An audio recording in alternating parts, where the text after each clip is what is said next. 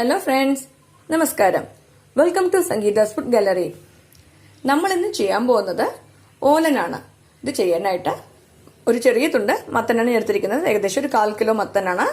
ഇതിന് ഇതുപോലെ വീതിയുള്ള കഷ്ണങ്ങളാക്കിയിട്ട് മുറിച്ച് വെക്കണം. ഇനി നമുക്ക് ആവശ്യമായിട്ടുള്ളത് വൻപയർ, അതായത് വെള്ളപ്പയറാണ്. ഇതൊരു 1/2 കപ്പ് വെള്ളപ്പയർ എടുത്തിട്ടുണ്ട്.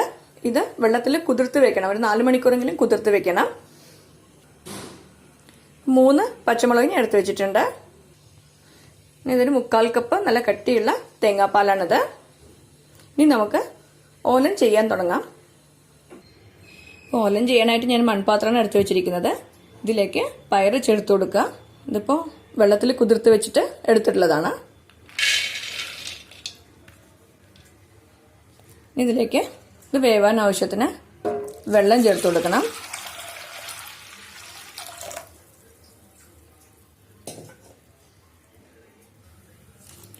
ഇതിലേക്ക് ഉപ്പ് ചേർത്ത് കൊടുക്കുക. ഇത് നന്നായിട്ടൊന്ന് വേവിച്ചെടുക്കണം. നിങ്ങൾക്ക് വേണമെങ്കിൽ കുക്കറിലിട്ടിട്ട് വേവിക്കാം കേട്ടോ. കുക്കറിലിട്ടിട്ടുണ്ടെങ്കിൽ ഒരു 1-2 വിസിൽ വെച്ച് നന്നായിട്ട് വെന്ത് കിട്ടും. ഇത് ഉടഞ്ഞും പോകാൻ പാടില്ല, അളവായിട്ട് വേവിച്ചെടുത്താൽ മതി. ഇനി ഇതൊന്ന് വേവട്ടെ. പയറൊക്കെ നന്നായിട്ട് വെന്തിട്ടുണ്ട്. അപ്പോൾ വെള്ളവും വറ്റിയിട്ടുണ്ട്. ഇനി ഇതിലേക്ക് നമുക്ക് മത്തൻ ചേർത്ത് കൊടുക്കാം.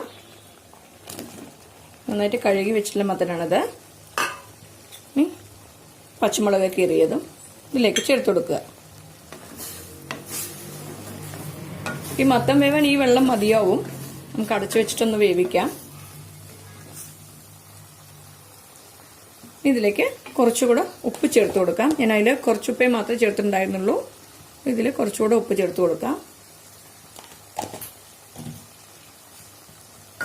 ഇതിൽ വേണമെങ്കിൽ മാത്രം കുറച്ച് വെള്ളം ചേർത്ത് കൊടുക്കുക. ഈ വെള്ളം മതിയാവും. നന്നായിട്ടൊന്ന് വേവിച്ചെടുക്കാം. ഞാനിപ്പോൾ ഇതിലേക്ക് ഒരു 1/2 കപ്പ് വെള്ളം കൂടെ ചേർത്ത് കൊടുത്തിട്ടുണ്ട് വേവിക്കാനായിട്ട്. ഇനി ഇതിലെ വെള്ളമൊക്കെ ഒന്ന് വറ്റണ വരയ്ക്കും ഇതൊന്ന് വേവിച്ചെടുക്കണം. ഇതിലെ വെള്ളമൊക്കെ വറ്റിയിട്ടുണ്ട്. മത്തനും നന്നായിട്ട് വെന്തിട്ടുണ്ട്. ഇനി നമുക്കിതിലേക്ക് തേങ്ങാപ്പാൽ ചേർത്ത് കൊടുക്കുക. 3/4 കപ്പ് നല്ല കട്ടിയുള്ള തേങ്ങാപ്പാലാണത്. ചേർത്ത് കൊടുത്തിട്ട് എല്ലാം കൂടിയിട്ട് നന്നായിട്ടൊന്ന് യോജിപ്പിച്ച് കൊടുക്കുക.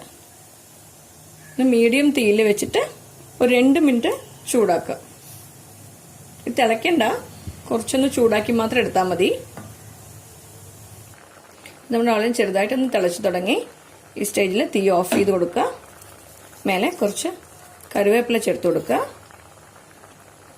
ഒരു 2 ടീസ്പൂൺ വെളിച്ചെണ്ണ മേലെ ഒന്ന് ചേർത്ത് കൊടുക്കുക. എന്നിട്ട് മിക്സ് ചെയ്ത് കൊടുക്കുക.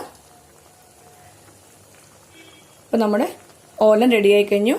നിങ്ങളെല്ലാവരും ഈ റെസിപ്പി ട്രൈ ചെയ്ത് നോക്കണം. ഇത് നമ്മുടെ ഓണ സദ്യയിലെ ഒരു സ്പെഷ്യലായിട്ടൊരു വിഭവമാണ്. അതുകൊണ്ട് നിങ്ങളെല്ലാവരും ഈ റെസിപ്പി ട്രൈ ചെയ്ത് നോക്കുമെന്ന് വിചാരിക്കുന്നു. ഇഷ്ടമായെങ്കിൽ ലൈക്ക് ചെയ്യാനും ഷെയർ ചെയ്യാനും സബ്സ്ക്രൈബ് ചെയ്യാനും മറക്കരുത്. നിങ്ങളുടെ ഫീഡ്ബാക്ക് അറിയിക്കും വേണം. Thanks for watching.